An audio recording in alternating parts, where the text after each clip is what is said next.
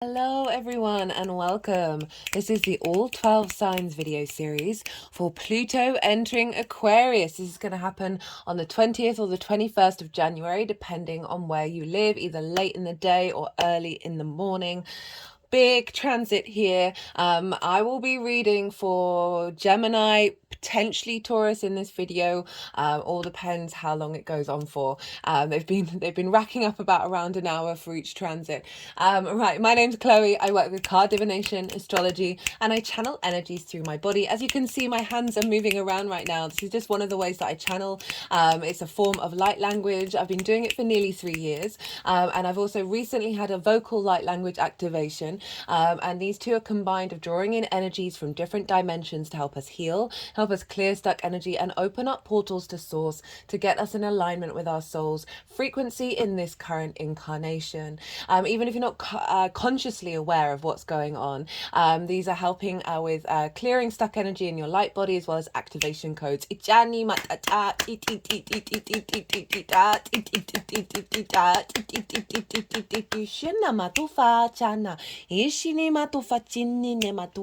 I'm still integrating all of this. Sometimes I'll get words in relation to what is being communicated. Other times it's just a felt sense, right? So it's all part of the process and helping us integrate in a holistic way.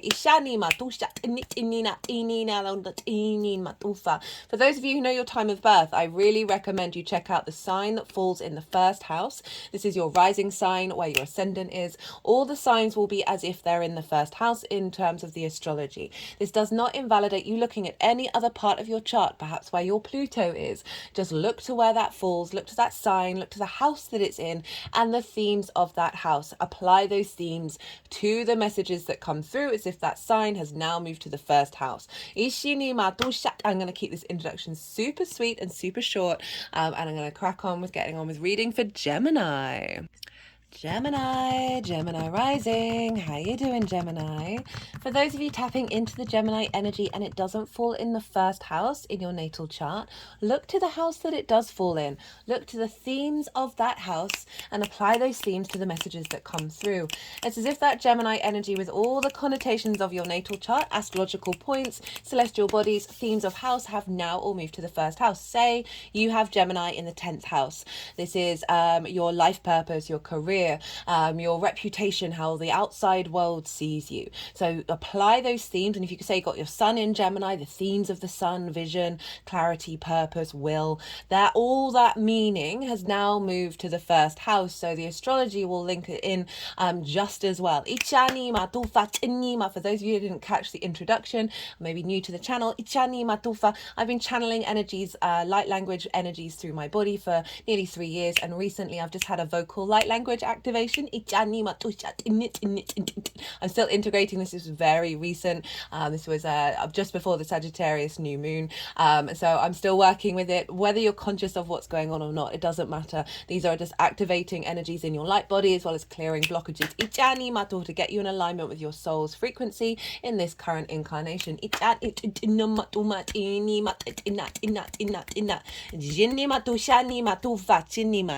going to be happening throughout the reading. Right, Gemini. Regardless of whether Gemini is your rising sign or not, Aquarius is a fellow air sign and trines your Gemini energy. This is a harmonious, soft, easy, free-flowing aspect. And so this is right, there's so much I want to say.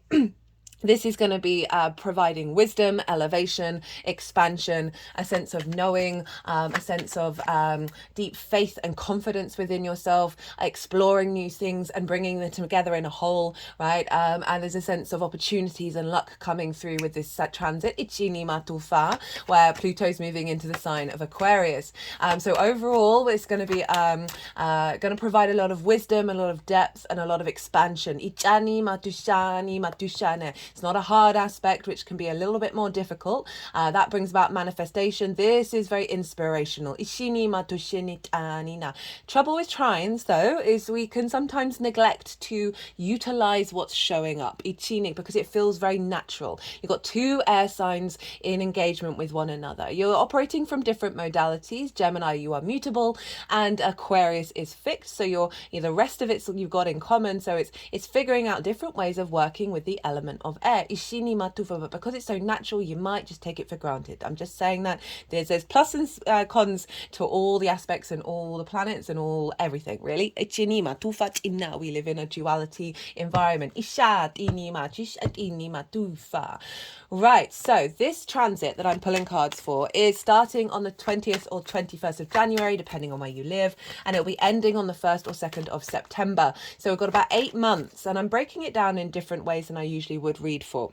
There's going to be 8 piles, 2 rows, 4 columns, and they're going to be breaking down key themes of what this transit is going to bring into our lives and what things we need to maybe seek wisdom from and support from, and just sort of get an awareness, right? Because Pluto can be a very strange energy. It can be very big, very magnified, or very, very small.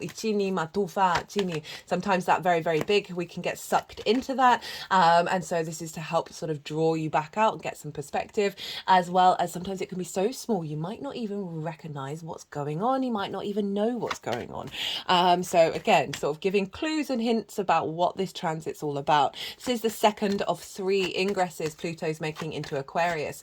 The third one will be in November, and the final one, and then it's a 20-year cycle in this sign for you, Gemini. So big shifts happening. And so, okay, what else did I want to say? There is so much that I want to say. Oh, there was something on the tip of my tongue. Where has it gone? Words for me at the moment are just not, it's a bit of a struggle bus. Can't even, well, I can sort of blame it on the Mercury retrograde cycle, just because Mercury's going to go beyond its retrograde cycle the same day as the Sun and the Pluto move into Aquarius. So we've got a big shift of energy showing up here. Right, okay, so yeah, I've done that's it. Thank you, brain. I've done a collective reading for Pluto in Aquarius. I did this at the first ingress last year. A lot of the information in that is still going to be very, very relevant if you want to bring a deeper understanding of what Pluto means and what Pluto in Aquarius is going to mean. Right, so I break down the mythology of both Pluto and Hades. They're different names for similar gods, as well as talk about the landscape of the planet of Pluto and see how that ties into the themes of Pluto. Also talk about the themes around Pluto in terms of astrology, and how this is how I've seen this impact us in terms of Capricorn, and how I see it's going to impact us in terms of moving into Aquarius. So as I said, this is the shorter cycle. It's then going to have a longer cycle, so you might want to have an understanding about how Pluto is showing up. Right. So all the details are in the description box. There's going to be a lot of information, and I've put the key points in the description box because I understand there's a lot of context. I love context. I love nuance. It helps me understand the vast tapestry that is the universe. Helps bring a sense of ease and a sense of perspective. So that's all in the description box for you. Right, so where is this happening for you, Gemini? This is happening in your 9th house. This is the house of the gods. This is your perspectives. Your morals, your ethics, your philosophies, your connection to book religion, spirituality, source energy, nature. Science, whatever it is that's a matrix that you are aware of, that's bigger than you, that you are figuring out who you are in relation to that matrix. It could be society, earth, the universe, all of these things. Why do you exist? What's the point of anything? What are your morals? What are your ethics? How do you implement them? This is about perspectives. This is about learning and teaching. It's more about mastering something, the 9th house, after something you've been working on for a while and coming to a state of mastery. And this way you can share your depth of perspective with others. We're not here to change people's minds. We're here to share perspectives and let the individual make up their own space. It's also about going and living somewhere that is unfamiliar to you. It's often linked into foreign travel in order to broaden your perspectives, right? But it also could be, say you've lived in the city your whole life and then you decide to move to the countryside. very different perspectives. So this is these are the themes that can crop up here: publishing, and also the law, a sense of faith in the ninth house. All of these things might get transformed by Pluto. Hello, Pluto entering the ninth house. This is some big, deep, transformative energy showing up here, right? This is opening up, opening up. Right, let's talk about Pluto. So I'm going to, throughout, I'll probably talk about the highs and the lows, okay? Because Pluto can bring about a lot, to put it mildly. So Pluto's linked into transformation, the cycles of life, death, and rebirth, the key core principle of the universe that is destruction and creation. And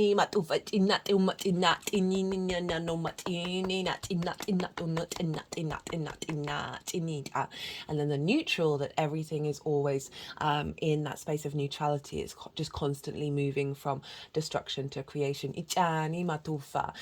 So these are the sort of key themes that are showing up with Pluto. And so with that destruction, with that composting of energy, right? Energy never disappears, it just transforms into something else. So often with Pluto, it can bubble up to the surface, that which has been hidden, that which you cannot see, that which is under the ground in our unconscious space. So, you know, they used to think that the dead lived under the ground, right? And so there's this element of bubbling up things that are deep within you. Pluto is there's a power with Pluto, there's a magnetism, there's a sense of there's difficult energies around control, ego response mechanisms, taboo issues, possession, obsession, right? All of these things can really flare up with Pluto in order to bring them to the surface. So I just say these things, they might not happen, but they may well do. I say these things so you can say, oh, what is Pluto trying to teach me? It's also a lot of fear around Pluto, of the unknown. I talk about fear in the Aries collective full moon video that was at the end of in sort of around the autumn equinox last year. And the key thing that came through that was fear is a tool. Everything is a tool. There's a neutrality in the universe, in which we put meaning onto things. And fear is a tool that helps reveal what is an illusion to us, right? This sense of separation, this sense of scarcity, this conflict, when in fact the universe is infinite and abundant. And so are we. But we're in this 3D environment that seems contrary to that principle. However, we always want to tap into the core principles of the universe. That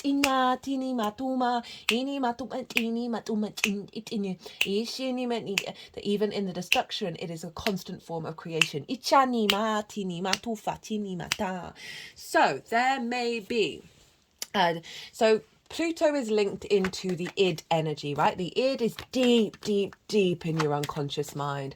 This is when we have instinctive responses to things, maybe our needs. This is where taboo can come in, that are in our core fundamentals that we think are to do with us, but are actually down to conditioning at a very young age, ancestral energy, past life energy, collective energy, right? So the ego wants to facilitate the id, your needs, right? Your core needs. And these can be distorted. And so sometimes this is when you see the ego get inflamed, right? The wanting to control and have power over something. And this is all in order for all this energy that was hidden from you to come to the surface in order to be transformed.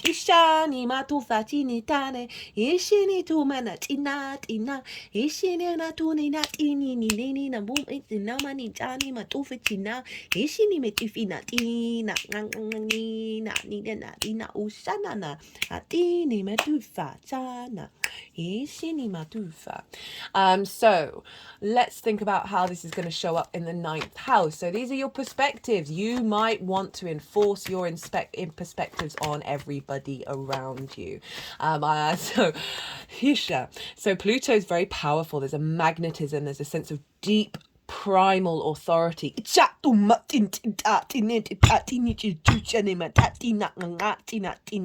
the deck over the third eye chakra to help us see clearly.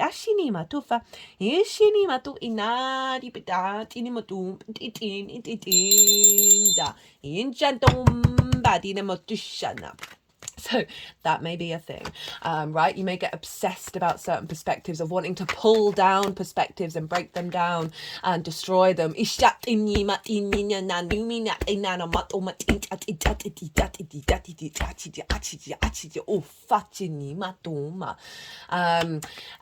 talk about Aquarius though. So Aquarius is the collective air sign. This is about universal truths, right? This is, so Plato, the philosopher, had Pluto in Aquarius. And some of the key things that came up in the collective reading that's how I interpret Pluto being into Aquarius, is frequencies, bringing in higher vibrational frequencies to help balance out the heavier, denser energies. Sound healing, vibration is going to be it's going to get bigger and louder, right? And also sacred geometry. These are the universal forms that have a lot of resonance and power behind them. And so what I've been recommending to everybody, if you're dealing with very intense energies, you might feel a lot of fear of understanding of who you are in the universe. You might feel there's an element of wanting to sort of possess ideas and hold on to them rather than let them go and let them transform. Having an open mind might get curtailed, and this is all bringing it up in order to liberate. But if you are in sort of overwhelm, right, if there is this sort of intense energies where you don't feel safe in the world, you don't feel safe on this planet, I really want you to lean into tapping into a form of meditation. Aquarius is very much the sort of higher perspective. It's very utopian. It's looking to the future, and it can often fear what's going on right now. And in order to sort of step out of that, we want to sort of zoom in and have that cool, calm and detached energy that Aquarius can so often embody. It's ruled by Saturn. And so working with frequencies and listening to frequencies, perhaps binaural beats, Tibetan bowls, sound bath, and I'd really recommend getting some sacred geometry images into your life, right? So this is the flower of life. I was also very sweetly given a sacred geometry deck over Christmas, and I'm using it for the first time on this channel. They're here, they're scattered around. All of these cards, these are all the oracle cards that I pull before doing a transit series. And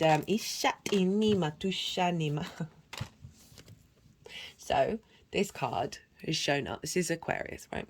This card has shown up for every reading, and I cut the deck before starting this reading, and then put it at the bottom of the deck, right? And took this from the middle, and this is, you've got the Queen, the King, and the Knight.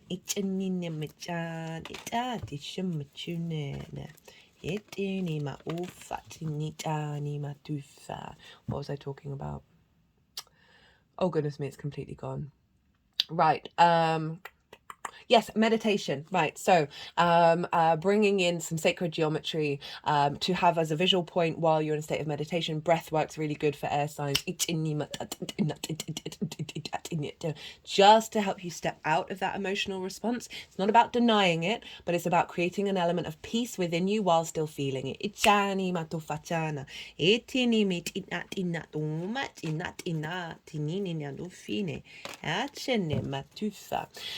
So those are sort of the intensities around Pluto. As I said, bring it all into this up to the surface in order to transform it. Pluto's linked into the ancestors, right? And also resources that are hidden, that are being unearthed. And so being able to tap into your ancestors, your soul lineage, your soul family, and drawing in from the higher vibrational frequency, the galactic energy into your perspectives, gathering a deeper understanding understanding of your lineage. You may travel places and meet people that are part of your soul family. Pluto brings magnetism and power, so feeling very confident within yourself about who you are on this planet, right? And I feel like there's going to be maybe some bumps in the road in order to get to that space, but remember, this is a trine to your Gemini energy, and this is Gemini risings. This is your first house, which is how your sun or your moon is embodied, right, through your actions and your deeds. It depends if you've got a day or a night chart, right? So it's the ascendant is often the navigator. It's receiving the commands from the captain, but it has its own flair of how it moves through the world, and that is your rising sign. It's your body, it's your appearance, it's your character, it's your sense of self, and often how other people see you. So we have this Pluto transforming and helping you embody this magnetism and this power, right? When we harness that Pluto power in a way that isn't trying to diminish everybody else and isn't trying to control and possess everybody else, we're actually tapping into what I feel is more the root of Pluto underneath the distorted mythology, because essentially Pluto asked his brother if he could have a wife, right? Everybody else had a wife. This is what they did back in the day. And he was like, hey, there's this chick over here. She's free. But Zeus didn't tell anybody. So Pluto, or Hades, goes off and, has been told by the king of the gods that this can happen. And then Pluto gets in trouble for it, right? And there's a distortion.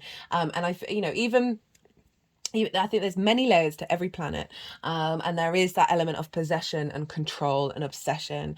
It's not a Pluto and Aquarius person, but there's that Andrew Tate has Pluto conjunct his sun. So there is this element of possession there that you can see. So I'm only saying that to sort of highlight possibilities, okay? But overall, this is bringing power and magnetism into your embodiment of self, and often how other people see you through your perspectives. Also, Pluto's linked into sort of 7 generations, because that's the length of time it takes to move through the sky, that clearing away 7 generations of limitations and restrictions, right?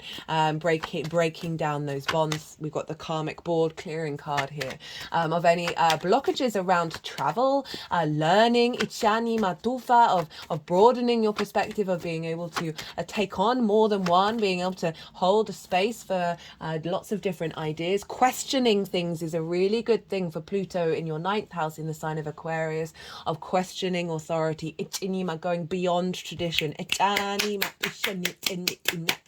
coming up with unique and novel and inventive future thinking ideas.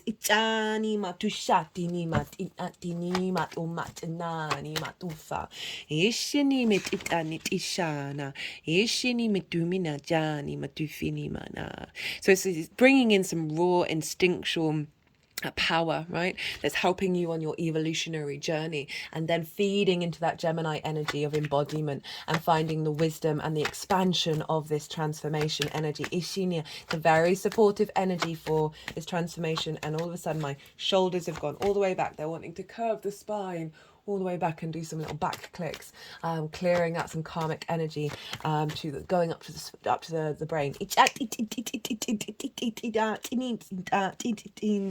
You might take on a really intensive a project around learning and mastering something, and bringing depth and wisdom from your ancestors into the forefront.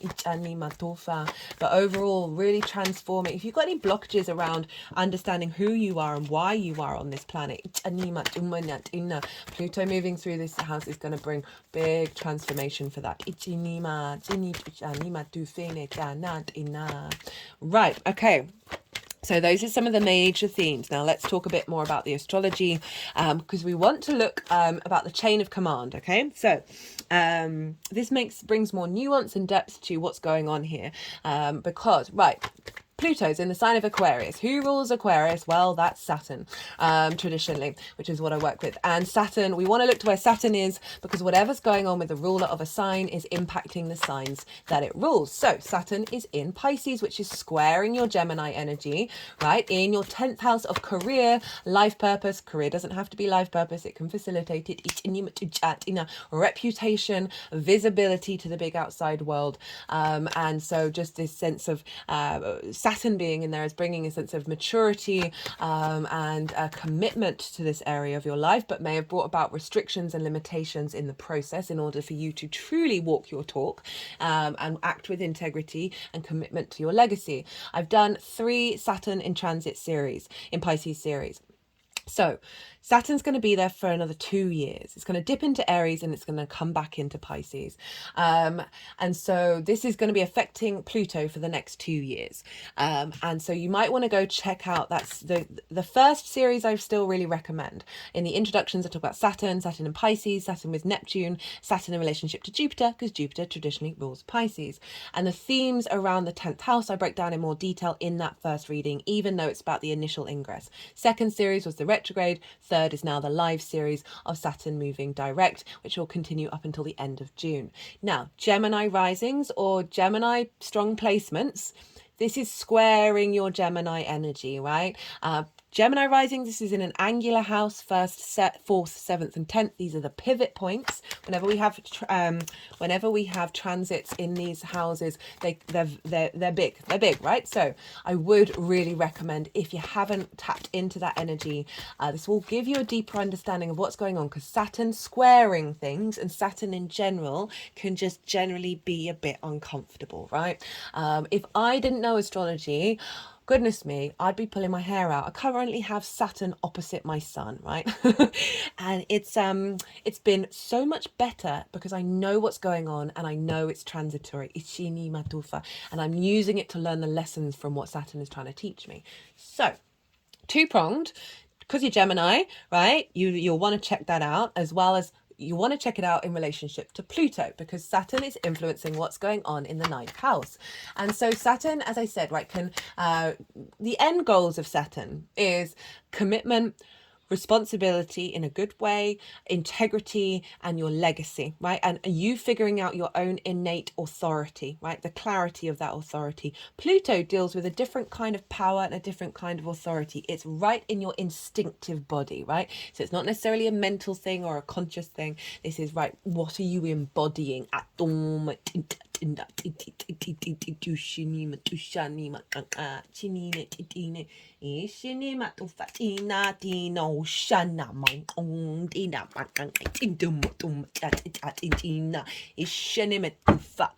Right.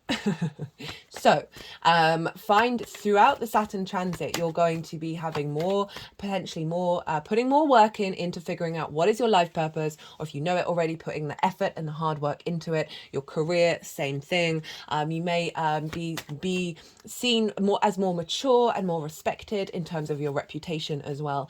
And Saturn's wanting this to be in alignment to your long-term legacy, and this is all feeding into your perspective. So you might be really, through the due diligence, through the hard work and the commitment of your life goal, this may reorientate you in relation to your perspectives, right? And put some sense of maturity into it. So that is then facilitating Pluto in, okay, what are we bringing in now? What are we instigating?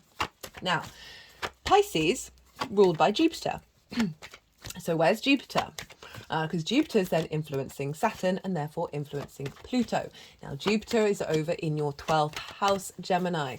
Right, this is a difficult house, but Jupiter moving through here, great. Right? So this is the constructs of who you are, the hidden house, the house of mysteries. This can be depression, anxiety, grief, loss, isolation. I say these things just because this is a very common theme with the 12th house. Underneath that is the magic of your soul. So this 12th house transits want you to peel back those layers, those trauma responses, those limiting beliefs that have distorted your soul's magic. Jupiter moving through here is bringing wisdom, elevation, a sense of cohesion, a sense of faith and knowing of who you are in your unconscious space, helping clear out some limiting beliefs and trauma responses, providing a sense of ease, opportunities, a joviality, energy to your private internal space of the unseen, of that which is private, really, really private to you. The 4th house is what you do in private. The 12th house tends to be something that you connect to that other people may not see that you do, right? And it's very hidden, it's very private, it's an internal space. space. Ishanima. It's the unconscious mind as well as all the other unconscious layers in the human incarnation. So Jupiter is influencing Saturn. So Jupiter's providing wisdom deep within your unconscious space, right, of perhaps limiting beliefs that have been blocking your career, ishinima tufatinima, of your sense of who you are and what your life purpose is, limiting beliefs around value that may impact the way that you see yourself in the world, right? So Jupiter is facilitating releasing energy and activating your soul's magic and feeding that into your life purpose and your career. So elements of that magic can feed into creating a spiritual career. All careers can be spiritual. Spiritual is not just limited to pulling tarot or whatever. It's absolutely anything. It's about finding meaning and something bigger than yourself into something. And then that is feeding into these new perspectives. Jupiter is removing some distortions in your in that which is hidden from you, the constructs underneath the layers of consciousness. And so Jupiter's squaring Pluto. Squares are an aspect of Mars. They can bring about conflict, drama, and frustration, and winning at all costs. Bear that in mind. Use that tool as tools of like, why do I need to be in conflict? What's going on? Is this important to me? The other side of a square, it's a hard aspect. You know, it's a bit more, it involves a little bit more wall work, but it's manifestation energy. It's building energy, Mars, motivation, drive, action. So up until the end of May, Jupiter is in Taurus. So we're having this square, this manifestation energy right at the beginning of this Pluto transit, which is obviously impacting Saturn and therefore impacting Pluto. Now, Venus rules Taurus. So Venus is actually influencing Jupiter and therefore influencing Saturn and therefore Pluto. Now, Venus from now until the end of May is moving. She's just at the tail end of Sagittarius now. She's going to be in Capricorn, Aquarius, Pisces, Aries, Taurus. She's going to just move into Gemini just before Jupiter does. So until the end of May, this quite difficult, potential disruptive, discombobulating energy of Pluto being in a Saturn ruled sign. Saturn is a malefic. It's a greater malefic, school of hard knocks, still wonderful energy but different vibe. They're being governed by Jupiter and Venus, and they're the two benefics. They want to give you grace, ease, love, connection, expansion, wisdom, elevation, joviality, generosity, luck, opportunities, right? So these two benefics are influencing up until the end of May. As I said, all this is in the description box, what's going on with Pluto. So not only do you have a very supportive aspect by trine, we've then got some very lovely energy coming in from Jupiter and Venus. Now, I compare this to what we had with the Capricorn new moon that we just had. I work with 6-month cycles, so if you haven't seen that, really recommend it. Very powerful moon, first of the calendar year, first of 4 of Capricorn moons. They're the last with Pluto in 200 years. Now, that was a moon conjunct Pluto with Mars in the same sign. Mars is also a malefic, god of war. You know, in the sign of Capricorn, ruled by Saturn, malefic. 2 malefics, Sun, Moon, conjunct Pluto, right? Could have had the expectation of, oh, let's just be a little bit chill around this new moon because things could easily kick off. I've seen Pluto, people who are dealing with Pluto, who don't know that they're dealing with Pluto, get very stuck into the intensity of the emotional fear and terror and obsession and possession and the ego getting really loud. Now, that didn't really happen, at least not for me, not for the people I know, not for the people that I've interacted with since. And that's because Jupiter was ruling Saturn, therefore influencing what was going on in Capricorn, because Saturn also rules Capricorn. And Venus, who rules Taurus, was over in the sign of Sagittarius, which is ruled by Jupiter. So we had what's called mutual reception between Jupiter and Venus. So we had a feedback loop between the two. So we had the two benefics softening this energy. Not so much on the main stage, but I certainly saw on an individual level that they brought some deep strength and wisdom, Capricorn, as well as the ease and the wisdom of Jupiter. That moon was so powerful. So I just want to use that as an example of what this transit's going to feel like till the end of May, because I think a lot of people are quite scared of Pluto. It's understandable, but everything's a tool, and this is how I live my life, even if I've got really uncomfortable, difficult things happening in it. I certainly have done, and just being able to take that perspective, zoom back, that Aquarius bird's eye view of just sort of being sort of very neutral about things. Now with Aquarius, we want to look to Leo, right? So I've said this to everybody. because we've got this very, very powerful transit, we want to balance that out by looking to Leo, and operating from a heart space, right? We've got the pragmatic universal truths of Aquarius, and what we want to do is make sure that they are operating from the heart. The heart is very powerful. I feel like heart energy is going to become even more known for being one of the most powerful energies in the universe over the next 20 years, as well as the increase in sound healing. But overall, so like, where is a Leo for you? It's in your third house of your day-to-day, the house of the goddess, where we bring meaning into our day-to-day, those perspectives from the ninth into our day-to-day. This is communication, your environment, learning something new for the first time. But it's so, make sure that you're finding meaning and operating from a heart space in those daily things you do, the washing up, just finding a little bit more flow, a little bit more warmth, to help balance out that Pluto in Aquarius, where things might get too intense. And always if you've got any Leo placements, be mindful of them, because they are dealing with an opposition. If you do, recommend checking out the Leo video that is going to be it's going to have an impact on that. It's going to as I said, Pluto can go many different ways, and I feel as long as we acknowledge what's going on and tap into the resources of our inner power, we're able to transform that. Right, so after the end of May until September and beyond, but it's just part of this transit till the end of this transit, Jupiter is moving into Gemini, your sign. Hello, what a great transit for you, Gemini. So now Jupiter is moving from a square with Pluto to a trine, and we're in the first house, the embodiment of self, as I said, your character, how you move through the world, your sense of self. And so this energy, this expansive wisdom orientated energy of Jupiter, is then feeding into your career, making sure, okay, how do we feel as we move through the world, right? And how does that link into what we want for our future, what we want for our career? How do we want to be visible to the big outside world? And Jupiter's helping bring wisdom to be able to embody that. It's then feeding into your perspective. So we've got this lovely feedback loop now between Jupiter and Gemini and Pluto in Aquarius, and they're going to trine one another. So this is providing that ease of the trine that I talked about, the wisdom, the elevation, the expansion. Now we're going to get it by sign. So there's going to really be a big facilitation energy around you embodying these perspectives and you embodying this transformation.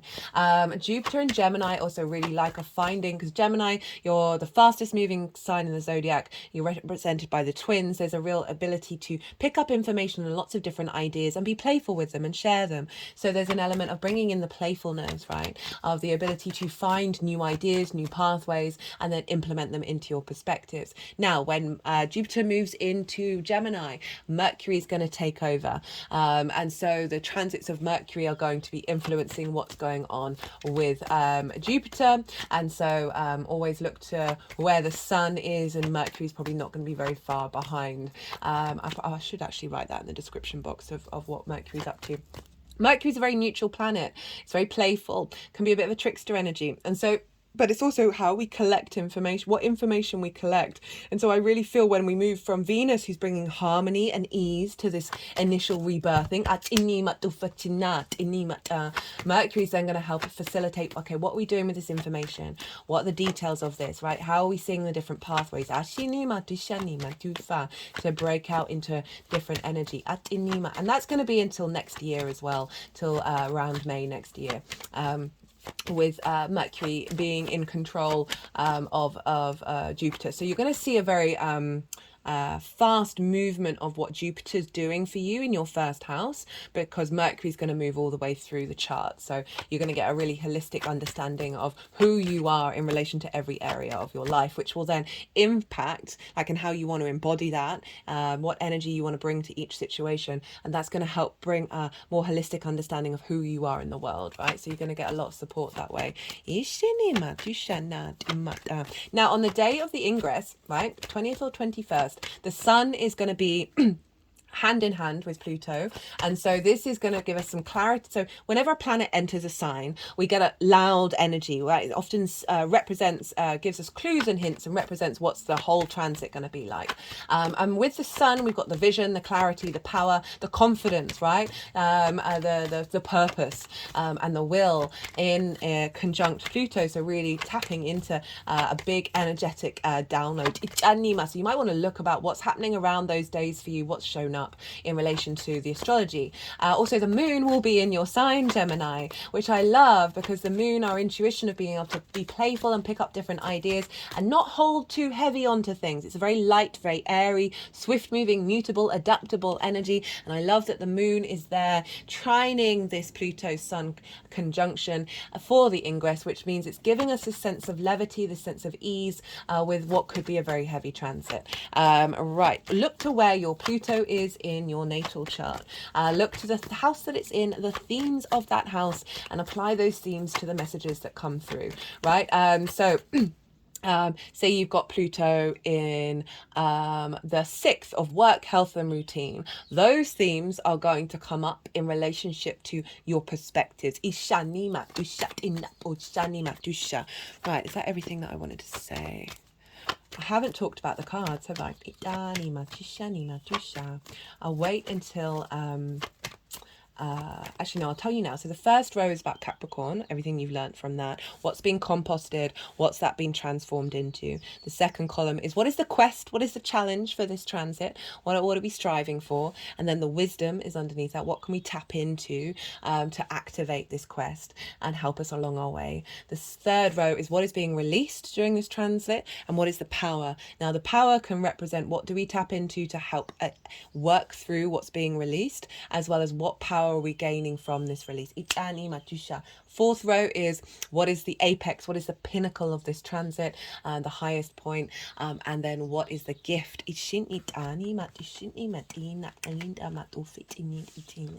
Right, I've said everything that well, there's loads more, but what time is it? Okay. So I'm going to go consciously quiet. I'm going to let the energies move through me. They're going to do some physical and vocal light language. They'll move the cards around, and then they'll put them into the 8 piles. And then I'll come back round and I'll bring the tarot into the astrology. I call you to soften your mind as well. You just had a lot of information be thrown at you. So let that all settle. Let that all settle in your unconscious, and then see what intuitive hits may come up. You may want to reflect on when Pluto went into Aquarius at the end last year. Was it March? I think it was March. Oh, I'm so bad with dates, which is hilarious. And just see what intuitive hits are coming up for you in regards to this second ingress and transit. And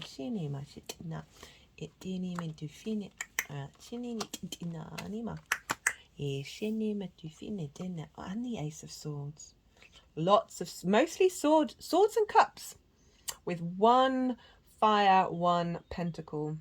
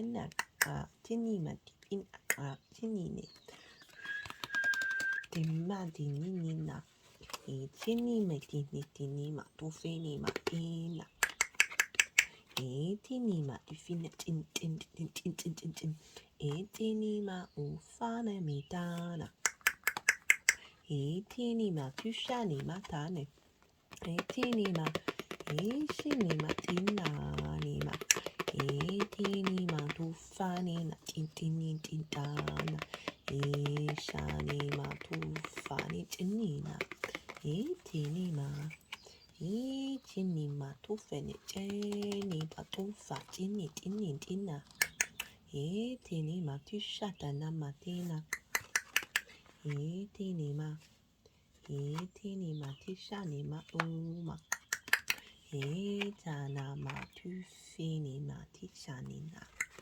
Shini manu fini ma.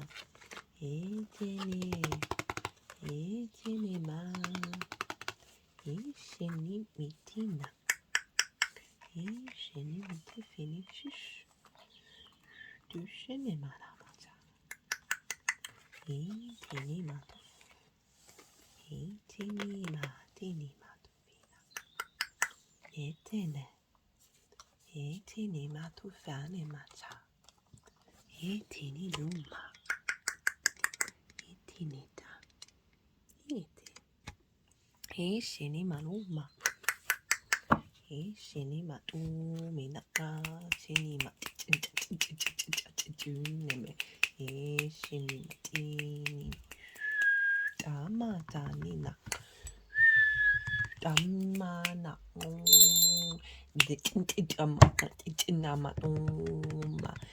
Shini matishane man machina. Right, okay. Gemini. So this is about Capricorn. And where was Capricorn? In your 8th house. This is the house of transformation. This is about the outside world's resources and your relationship dynamic with anything other than yourself, right? So this can be big chunks of money, taxes, mortgages, commissions, bonuses, as well as inheritance, both 3D and cosmic inheritance. But it's also the dynamic between you and anybody other than you, how you give, how you receive, right? And so time, money, things, energy, intimacy, ideas, ishani, matuf. It's also your, this can be on a one-to-one level, as well as the collective at large and source energy, right? So it's a very magical house. Having Pluto moving through here, activating your connection to source and the reciprocity.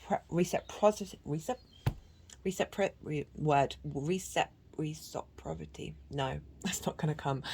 Between you and source energy, you and the outside world, finding more stability. You may have had things be a bit shaky, but also Pluto is bringing you a sense of transformation around the codependency or giving too much or taking too much, any kind of distortion between you and the outside world. Pluto's helped bring that into balance. Okay, and so what's being composted, we've got the 6 of Pentacles and we've got the 2 of Wands. And what I'm getting just straight off the back of this is what's being released is an imbalance of giving and receiving. You see here, this figure is giving to these in order to help them outside of the 5 of Pentacles and rebalance, right? So this is clearing away where there's been an imbalance of dynamics, ishini matufa chana matufa, and a clearing out. This is the 2 of Wands. This is you getting the lay of the land. You see this figure has the world in their hand, right? And this is perhaps not necessarily utilizing, so this is figuring things out before you take your next step, right? And what I'm getting with the 8th house is clearing away this, you've been establishing your understanding of what the resources are to your that are available to you, and from the outside world. And with this being cleared out, this is moving beyond this pause phase of being in observation of the transformation, right? So you're moving away from the study part of it, the limbo part of it, and activating more confidence in the way that you move forward. We've got the 7 of Cups of what this is being transformed into, and this is a plethora of resources. It's also the channeling card for me, of fantasies and dreams and hopes and options and desires. So bringing in more possibilities, more new dynamics that are helping nourish you emotionally in terms of giving and receiving, opening up of different resources that you may not have been able to have the access to. And just genuinely creating a stronger bond between you and spirit in the way that you interpret it. Now we're moving on from that. Now there's been a transformation in your understanding of your relationship with the outside world. Pluto's now going into the 9th of you asking questions, your morals, your ethics, right? Now with this rebalance, how you are elevating your integrity, elevating your morality and all of that, and then your perspectives around how you see yourself in the world. So for the quest, For the challenge, what are we striving for? What are we working with? We've got the Seven of Swords and the Knight of Swords. And I love this for the ninth house of perspectives, right? Seven of Swords gets a really, really bad rep. And I don't know why. It is beyond me, right? Because traditionally the color of the card is yellow, right? Representing the sun, vitality, vision, the divine light, right? And this figure, yes, they're stealing away the other encampment's resources, but count how many swords are there. There are 5. Think about the 5 of Swords in tarot. For me, that is the card I find most difficult. Not the Tower, not the Devil, not the Death card, but the 5 of Swords, because it represents sort of the core fundamental of what I see as humanity, of our difficulties, right? Conflict, the bully, the victim, right? What is that bully want? That bully's, that, you know, in the 5 of Swords, they're carrying the 3 of Swords, heartbreak, pain, like heart distortions, right? Sometimes this can be your mind being a bully, right? Certain perspectives taking priority and sort of duffing up the other perspectives. It's very sort of isolational and egotistical energy, the 5 of Swords. And the 7 of Swords is stealing that away. It's taking it away from you. Ishani matufa, moving away from conflict, of understanding who you are. It's also about thinking and doing something differently, because this figure is wanting to stop the war and is doing something different in order to bring about peace. So this is new perspectives coming in that are moving away from conflict. With the Knight of Swords, what is the quest that we're on to embody these ideas, these new ideas that are coming in? And fly, this is flying in the clouds, right? Aquarius, the bird's eye view.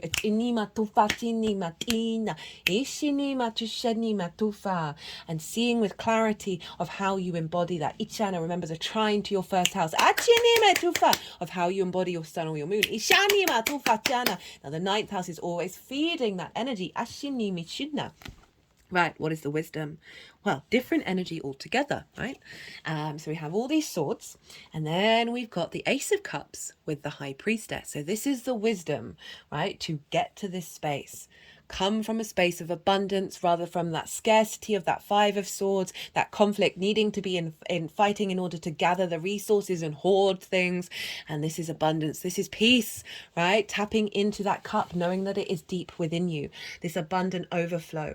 These are both very intuitive energy. Aces is this sense of renewal. Know that this is a renewal that is happening to you, that is going to give you a greater sense of peace. And so maybe have this card out when you're maybe going through some difficult energies and say, okay, that is within me. I have that within me. That is the wisdom of what I'm experiencing and what is being uncovered. With the High Priestess, this is your intuition. She is your higher self manifest in a card, right?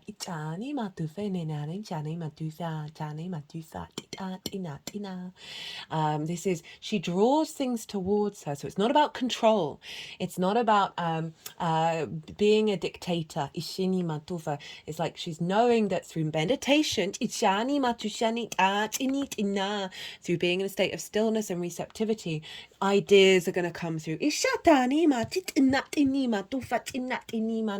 And also the wisdom of, if there are difficult times, of knowing of what you're bringing towards you is helping you activate this. You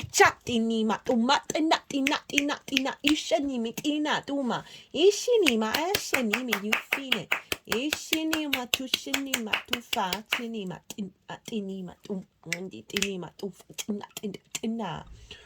Okay, so this is what is being released during this transit, and I love this. I think another sign had this there. I think it might have been Leo. This is the 8 of Swords. This is being trapped in a cage of your own making. Perfect for the 9th house. Right, this is highlighting that everything is an illusion. They're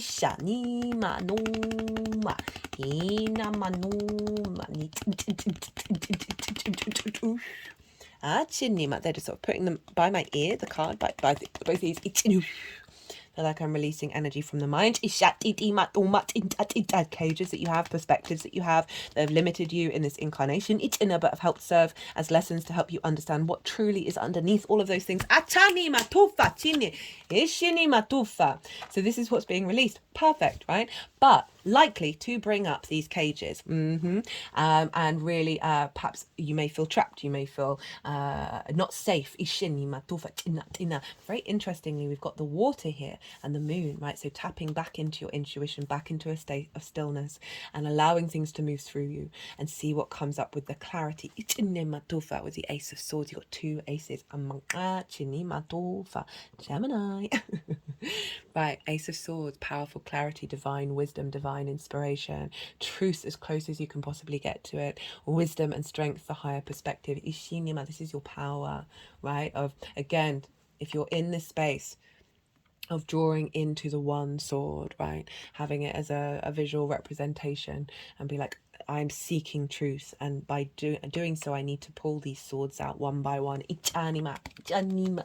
see where I want to roam and see what I'm drawn to. This is the power that's coming through with this release of the 8 swords, of the cage, of knowing that everything is an illusion. So what on earth is truth? What is truth to you? That's the thing that you can have some element of control over, right? Really powerful card coming through as the power that's coming up behind this. And I'm loving these cards so much. Showing up in every reading. Not surprising. So this is the apex. What is the pinnacle of this transit, of the embodiment, right? We've moved from the knight to the king, right? The king is able to understand its own sovereignty, divinity, authority. It knows what it thinks and it's going to take action on it. The head is above the clouds. There's the element of the butterfly behind it, of saying, having gone through some difficult times, you are then transformed and you understand your own universal truths. So as you being able to understand a little bit more clearly what are your perspectives and how you want to embody them. That trine to Gemini, think about Jupiter moving in there is really going to facilitate this energy cropping up for you. What is the gift? Well, we've got a combination of the cups, which we've got quite a fair amount, and the swords, which just ties all of this in beautifully. 9 of Cups, Queen of Swords. So the gift of broadening and transforming your perspectives is a greater sense of inner contentment, right? And inner gratitude and inner abundance. So that Ace of Cups has turned into the 9 of Cups. For some of you, this may be a wish coming true. But what I like to focus on, the way that we move with peace is being at peace within ourselves and being in a state of gratitude of whatever's going on, right? And then when we do so, we start to be able to move through the world a little easier and have a little bit more ease and less tension around why are we here? What's going on? And see it more playful. Be more playful, be more curious. It's come with the Queen of Swords. So this is the gift that's coming to you of clarity. Queens nourish and nurture and bring depth and nuance. They observe and they strategize before taking direct action through the king. So the apex is this king of taking action, but underneath all of that, the gift that is coming through is your ability to cultivate this, right? To activate this and cultivate and nurture and bring depth to the Knight of Swords, Ishinima, that's coming from a sense of emotional internal fulfillment. What I love about the Rider-Waite, it's not on this card, is that if you see here the birds right in the background, it takes two. What song is that? It takes two, darling. The duality of your Gemini nature, blending them in, unifying the opposites and the parallels, honoring both sides of it, but coming to a complete whole. Jupiter moving in your first, Pluto in your 9th, South Node in Libra,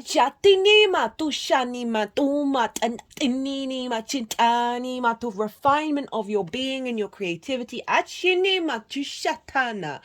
Right, got very excited. Normally on the Queen of Swords, there's one bird, and it's above the crown chakra, representing this higher perspective, right? She's been through some trouble, but she's come out the other side. She's very independent, and is able to break out of conformity and bring deep nourishment to her own understanding of truth. Right, let's get some clarifiers for you, Gemini. I've loved this reading. The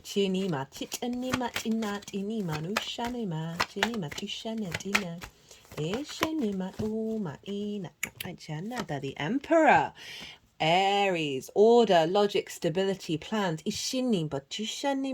Being able to implement your plans with wisdom and authority.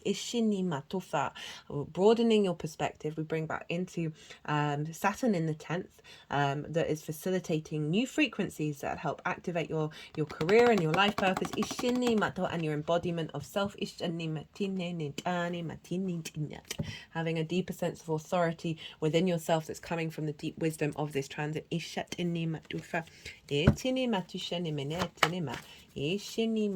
not resist. Got the Wheel of Fortune.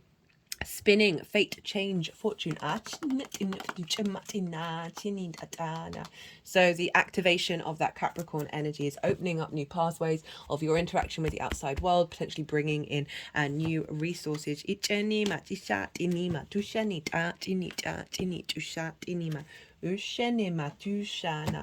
A fate is changing. Cut the deck and got nature, getting back to your true nature, your true perspectives from your soul's energy. Teaching and learning, couldn't make it up. So we're constantly in a state of teaching and learning. The more that we're aware of that, every day is a school day. Relationship change to your perspectives and your understanding of self in regards to the universe, right, to the world around you, bringing in big emperor energy. Your own unique perspectives, right? Question what other people are saying, question what other morals are. Figure out what's for you. Operate from that heart space and your embodiment. See what you're instinctively drawn to, Gemini. Oh, can't wait for this for you. Right. I'm going to leave it at that. Thank you so much for being here. It's always an honor and a privilege. Be good to yourselves, Gemini. Be good to those around you. And most importantly, be well until we meet again.